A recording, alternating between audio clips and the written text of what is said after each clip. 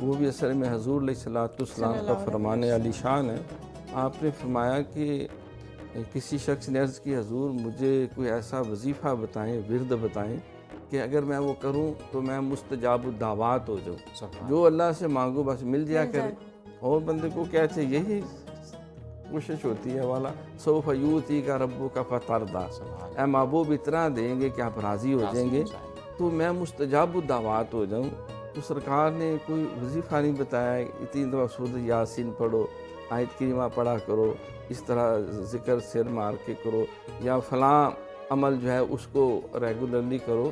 فرمایا کہ 2 کام تم کرو، ہر دعا تیری اللہ قبول فرمائے گا۔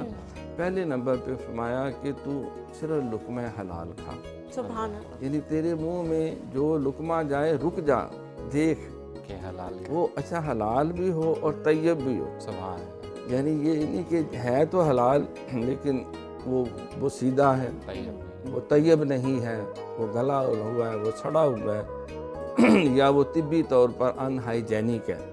تو لقمہ حلال جو ہے یہ پہلی بنیاد ہے۔ اور دوسرے نمبر پہ فرمایا صدق مقال، سچ بولنا۔